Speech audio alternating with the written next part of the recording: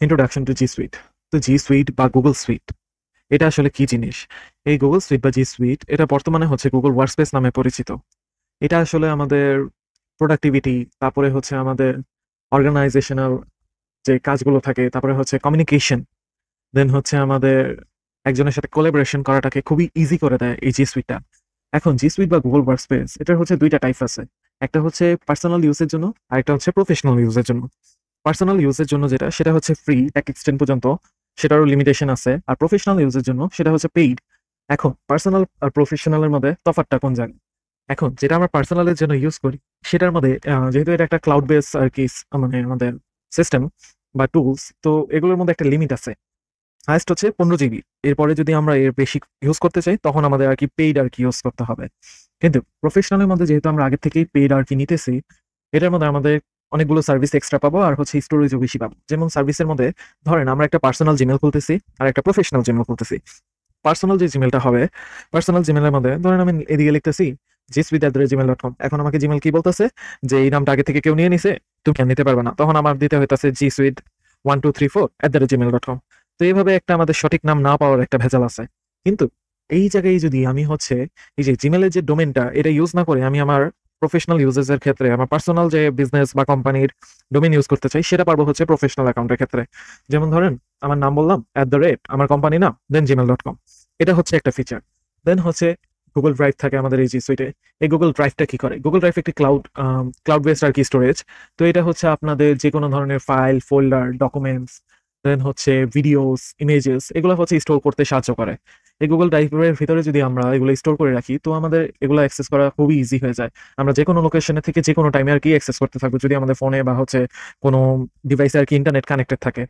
তারপরে আসি Google Docs, Google Sheet, Google Slides. এই যে তিনটা জিনিসের নাম বললাম, এই তিনটা জিনিস সিম্পলি বলতে পারেন হচ্ছে আমাদের মাইক্রোসফট ওয়ার্ড, এক্সেল, পাওয়ার পয়েন্টের রিপ্লেসমেন্ট। ওয়ার্ডের রিপ্লেসমেন্ট হচ্ছে গুগল ডক্স, এক্সেলের রিপ্লেসমেন্ট হচ্ছে গুগল শিটস, আর পাওয়ার পয়েন্টের রিপ্লেসমেন্ট হচ্ছে গুগল স্লাইড। এগুলো দিয়ে খুব ইজিলি আমরা অনলাইনের মাধ্যমে কাজ করতে পারবো। আর আমাদের যে আর কি সীমাবদ্ধ থাকতো যে আমরা কোনো কাজ করতাম ওয়ার্ড, এক্সেল, পাওয়ার পয়েন্টে, সেটা করার পরে আমাদের হচ্ছে আবার সেগুলোকে জিপ করার পরে দেন হচ্ছে আমরা কোনো মেইলে আর কি পাঠাতে পারতাম। কিন্তু গুগল ডক, শিট আর স্লাইডের মধ্যে আমাদের এই প্রবলেমটা ফেস করতে হয় না।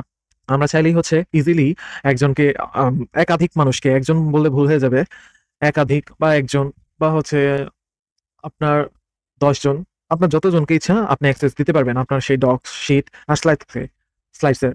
আর যদি চান এই অ্যাক্সেসের আবার লিমিটেশনও সেট করতে পারবেন যে কার কতটুকু অ্যাক্সেস থাকবে। তারপরে আসি হচ্ছে গুগল ক্যালেন্ডার।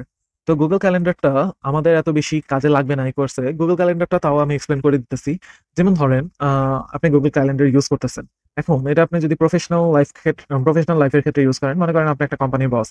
এখন এই কোম্পানির বস হিসেবে আপনি কিছু কিছু মিটিং ডেট অ্যারেঞ্জমেন্ট, তারপরে হচ্ছে নেক্সট 3 মাসের কিছু প্ল্যান শিডিউল করে রাখছেন, যেটা আপনার টাইম টু টাইম আপনার অফিস এমপ্লয়িকে বলতে হবে, বা হচ্ছে অফিস ম্যানেজার বা এইচআর ওনাদের জানতে হবে। বা হচ্ছে আপনি একটা স্টার্ট আপ বিজনেস ওনার, তো আপনার যে পার্টনাররা থাকবে তাদেরকেও সেম প্ল্যানের ব্যাপারে আইডিয়া থাকতে হবে।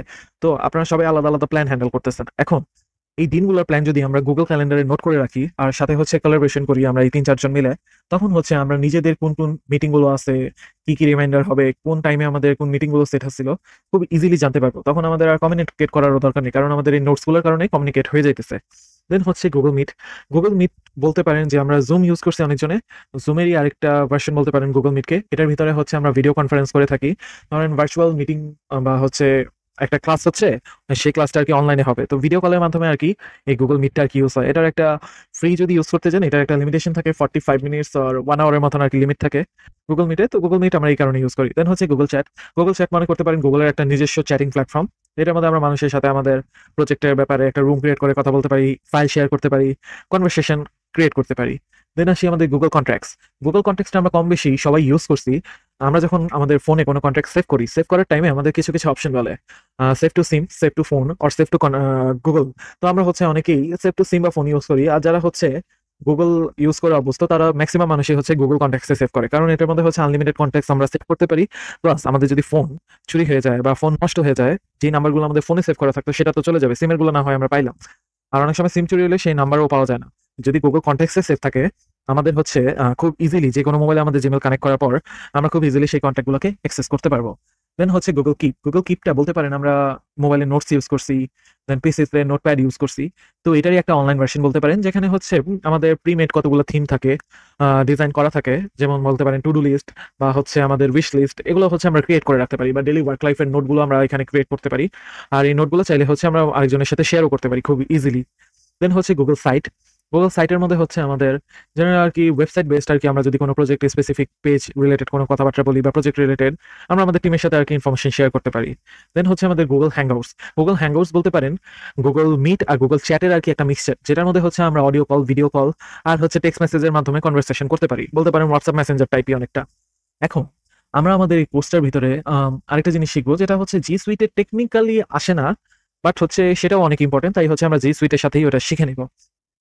তো সেটা হচ্ছে আমাদের গুগল ফর্মটা। গুগল ফর্মের মাধ্যমে আমরা হচ্ছে অ্যাডমিশন ফর্ম বা যে কোনো টাইপের হচ্ছে আমাদের রিকোয়ারমেন্ট ফর্ম এগুলো হচ্ছে ক্রিয়েট করতে পারি।